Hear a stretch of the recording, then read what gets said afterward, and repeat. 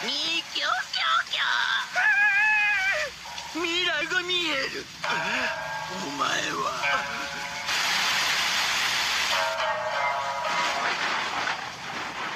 将軍になるよ。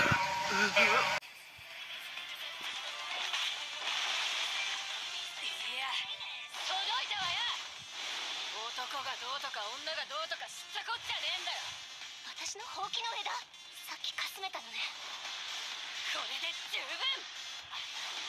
私は藤崎野原なんだ。Oke guys, assalamualaikum warahmatullahi wabarakatuh. Ya, kembali lagi di channel ini bersama saya. Udah lihat video yang tadi? Jadi itu yang tadi adalah karakter dari dua anime yang berbeda. Yang pertama yaitu Kurozumi Higurashi ya, dari anime One Piece, yaitu orang yang membantu si Orochi ya, Kurozumi Orochi untuk jadi shogun di negeri Wano. Dan yang kedua adalah Kogisaki Nobara, yaitu seorang siswa yang bisa menggunakan sihir ya, magic, itu dari anime Jujutsu Kaisen. Tapi di video kali ini kita bukan untuk membahas karakter dari dua orang tersebut, tapi yang akan kita bahas pada kali ini yaitu Ushinokoku Mairi. Apa itu Ushinokoku Mairi? Adalah ilmu santet ya, ilmu santet dari Jepang ya, yang sangat terkutuk dan sangat berbahaya. Jadi dari kedua karakter ini, kalau si Higurashi ya, Higurashi Kurozumi ini, dia memiliki ciri khas yang ada di kepalanya itu ya, ada dua lilin yang di atas kepalanya itu mirip sama ritual Ushinokoku Mairi. Dan kalau Kogisaki Nobara, dia menggunakan teknik ya, teknik kutukan itu menggunakan warna ninjo atau boneka jerami dan palu atau palu dan paku itu untuk melakukan teknik itu ya. Dan pastinya ada sedikit kesamaan dari kedua karakter ini dengan yang tema yang akan kita bahas pada video kali ini. Oke, mau tahu lebih lanjut tentang Ushinokoku Mairi atau teknik santet dari Jepang? Langsung aja cek videonya. Ushinokoku Mairi juga dikenal sebagai Ushinotoki Mairi. Keduanya berarti kunjungan ke kuil pada jam banteng. Adalah sebuah ritual yang mungkin paling mengerikan dari Jepang.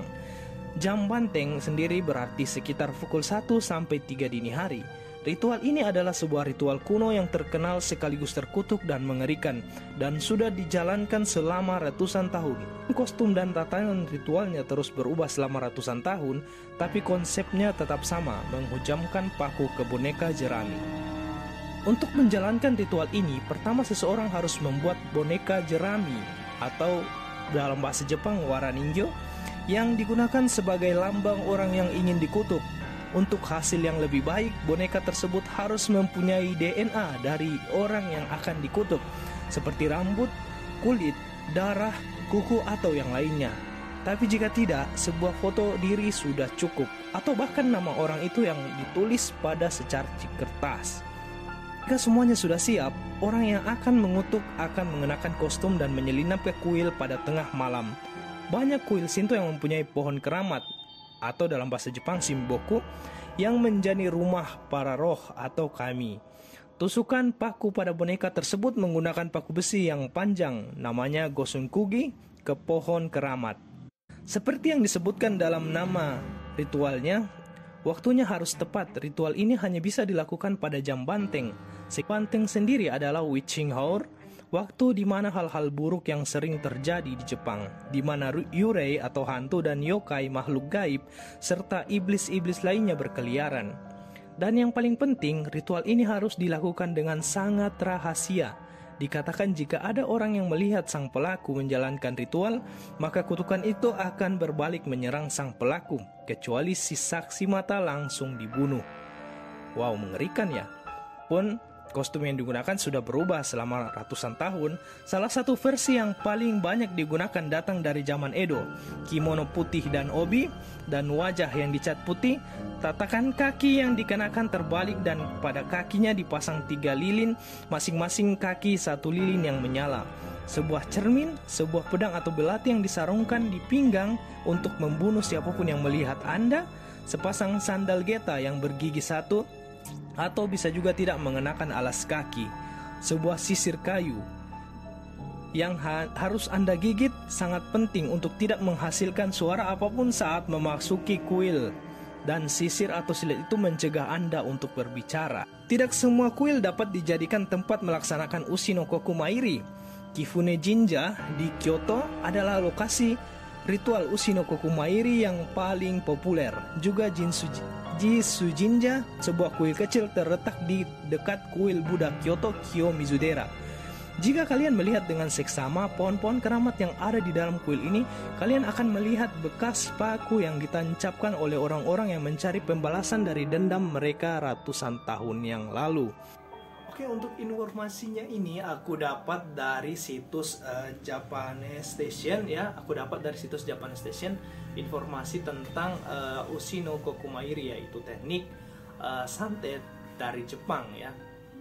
Jadi untuk kalian ya, percaya nggak percaya ya, dulu sih katanya banyak korban ya, mungkin ada teknik ini ya, tapi jangan coba-cobalah untuk belajar teknik ini karena berbahaya gitu. Kalian udah dengar tadi kan, kalau misalnya kalian ketahuan melakukan teknik ini, nanti kalian kutukan yang kalian lontarkan gitu ke orang lain akan kena ke kalian jika ada yang melihat gitu kan. Benar-benar berbahaya, jadi cukup tahu aja buat kalian ya. Jadi tidak hanya di Indonesia ya, tidak hanya di Indonesia yang memiliki teknik-teknik kutukan seperti itu ya.